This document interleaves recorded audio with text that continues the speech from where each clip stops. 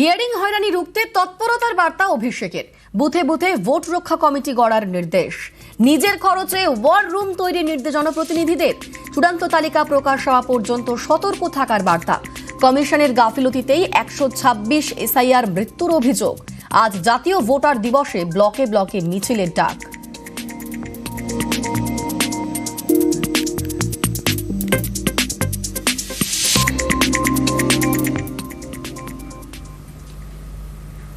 SIR hearing এ notice দিতে বেরিয়ে আক্রান্ত বিএলও। কোচবিহারের দিনহাটায় চাঞ্চল্যকর অভিযোগ।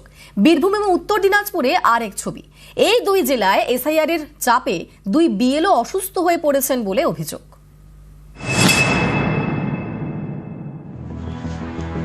কোচবিহারের দিনহাটায় আক্রান্ত বিএলও।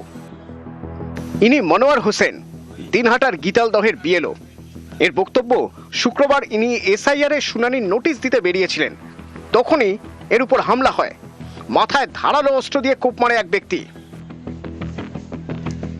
মোটামুটি সব নোটিশ দেওয়া শেষ হয়ে গেছে। আজকে আর মাত্র 5টা দেওয়া বাকি ছিল।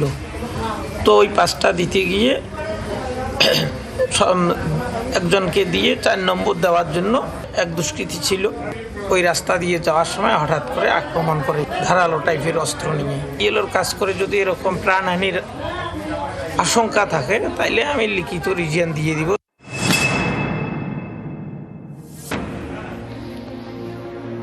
বীরভূমের সাঁইথিয়ার বাসিন্দা মোহাম্মদ শামসুল হুদা, ফুলুরের 161 নম্বর বুথের বিএলও। শুক্রবার বাড়িতেই মাথা ঘুরে পড়ে যান বলে দাবি। বিএলওর বক্তব্য, এসআইআর এর কাজের চাপেই তিনি অসুস্থ।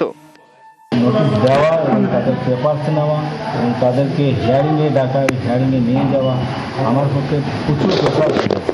আমি আর পারছি না, রাত জায়গায় এবং খাওয়াটা ঠিক মতো হচ্ছিল না এবং প্রচুর প্রেশার, কাজের প্রেশার, এত প্রেশার যে আমরা নিতে পারছি না। মানসিকভাবে একদম বিধ্বস্ত হয়ে পড়েছিলাম। সেই কারণে আমার শরীর অসুস্থ। এর আগে আমি বলেছিলাম যে আমি রিজাইন করতে চাই।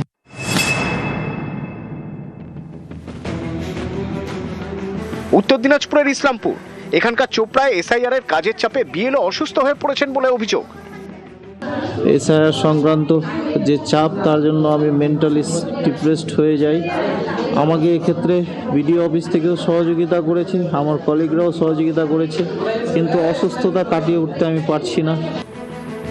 নিউজ 18 বাংলা।